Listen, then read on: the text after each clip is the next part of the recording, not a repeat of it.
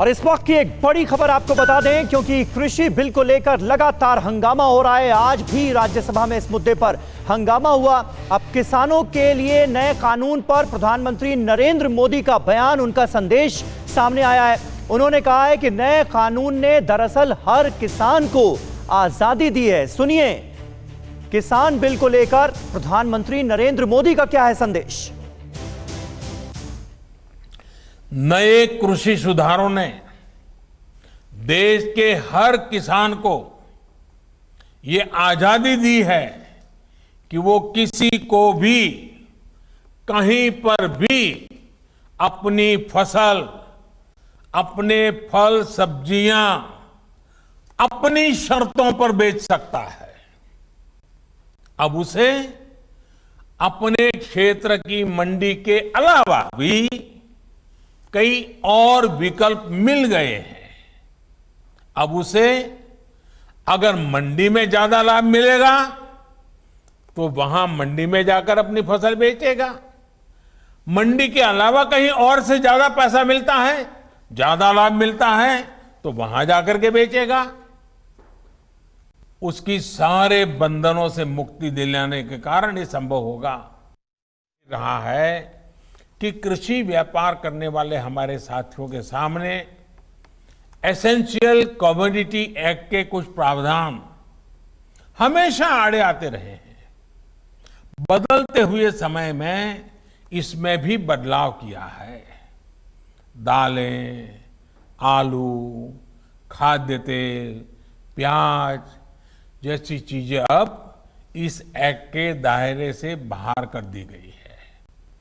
अब देश के किसान बड़े बड़े स्टोर हाउस में, कोल्ड स्टोरेज में इनका आसानी से भंडारण कर पाएंगे। जब भंडारण से जुड़ी कानूनी दिक्कतें दूर होगी तो हमारे देश में कोल्ड स्टोरेज का भी नेटवर्क और विकसित होगा, उसका और विस्तार होगा। साथियों, कृषि क्षेत्र में इन ऐतिहासिक बदलावों के बाद, इतने बड़े व्यवस्था परिवर्तन के बाद कुछ लोगों को अपने हाथ से नियंत्रण जाता हुआ दिखाई दे रहा है। इसलिए अब ये लोग एमएसपी पर किसानों को गुमराह करने में जुटे हैं।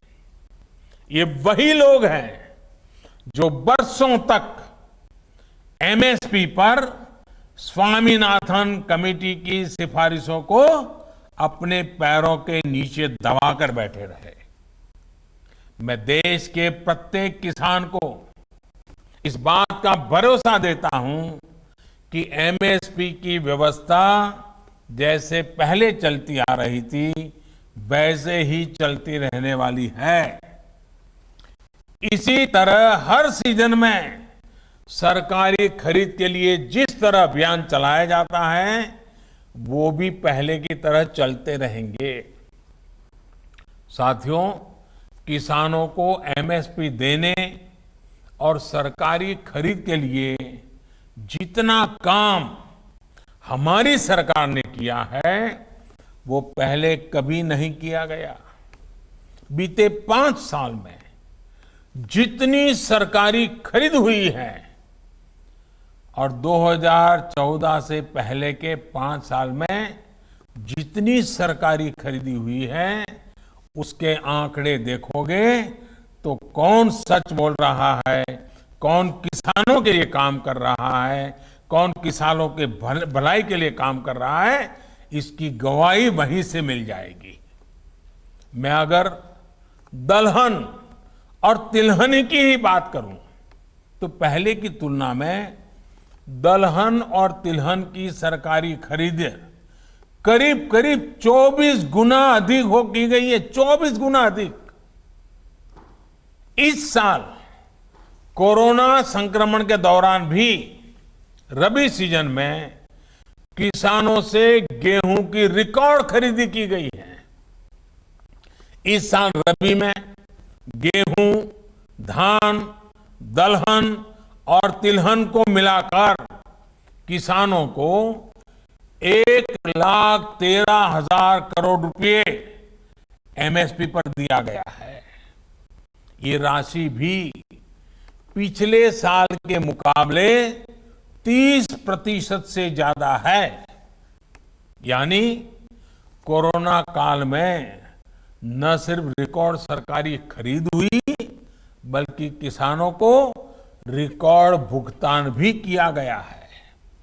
साथियों, 21वीं सदी के भारत का यह दायित्व है कि वो देश के किसानों के लिए आधुनिक सोच के साथ नई व्यवस्थाओं का निर्माण करे।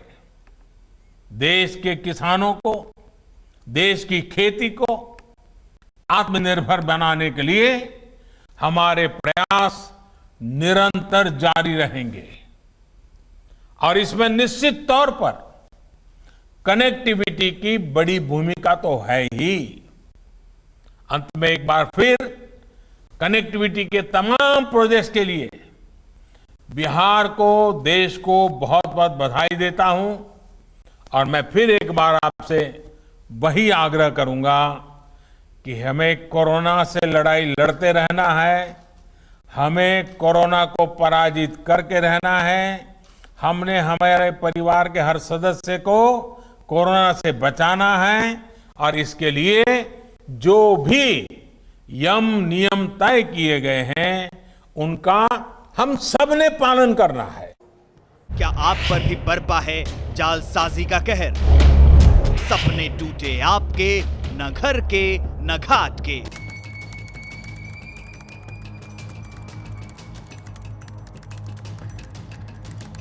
देखिए लूट घर हर रात 9:30 बजे। फिक्र आपकी,